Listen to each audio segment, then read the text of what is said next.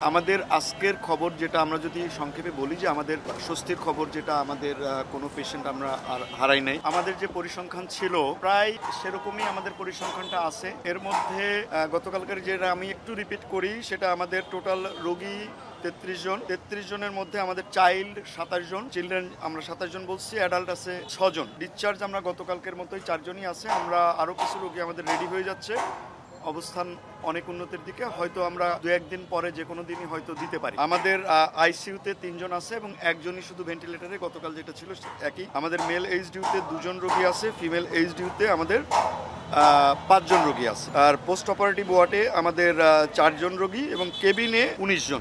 এর মধ্যে ক্রিটিক্যাল কন্ডিশনে আছে 3 জন এবং সিভিয়ার 8 জন আছে। ইনহেলেশন ইনজুরি 7 জন, 30%-এর বেশি বার্ন আছে 5 জন। আর সিভিয়ার থেকে কেউ ক্রিটিক্যালে যায় নাই এবং নতুন করে কেউ আইসিইউতে প্রবেশও করে নাই।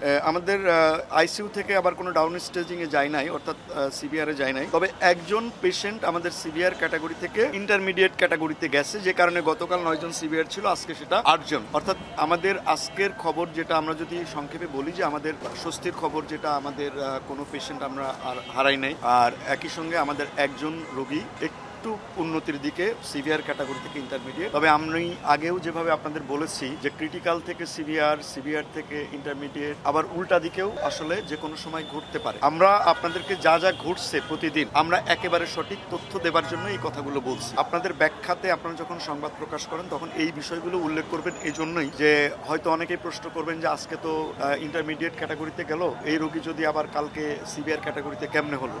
এটা কিন্তু আমরা আরও বেশ কিছুদিন যাবৎ আমাদের এই পরিবর্তনটা একেবারে স্ট্যাটিকভাবে হবে না। অর্থাৎ আজকে যেটা খারাপ আছে সেটা কালকে কিছু উন্নতির দিকে যাবে না তা না, আবার আজকে যে রোগীটা উন্নতির দিকে আসছে সে রোগীটা খারাপের দিকে যাবে না, সেটা বলা মুশকিল। কিন্তু আমাদের যতটুকু চেঞ্জ হচ্ছে এ ব্যাপারে আমরা অনেস্ট একদম, এবং এই কথাগুলো আপনাদের কাছে আমরা বলার চেষ্টা করছি।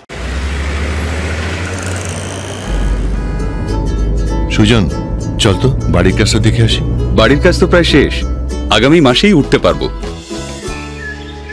জায়গা কেনার পর কোনোদিন ভাবিনি বাড়ি দেখে যেতে পারবো। বাবা, তুমি করেছো জমি আর আমি করলাম বাড়ি, এখন থাকবে তোমার নাতি। আমি কিন্তু দাদুকে ছাড়া থাকবো না। এ বাড়িতে আমরা সবাই একসাথে থাকবো। বসুন্ধরা সিমেন্টের দৃঢ় গাঁথুনি গড়েছে 3 প্রজন্মের এক ঠিকানা। শক্তির মানদণ্ডে উত্তীর্ণ বসুন্ধরা সিমেন্ট। বসুন্ধরা সিমেন্ট, প্রজন্মের বন্ধন।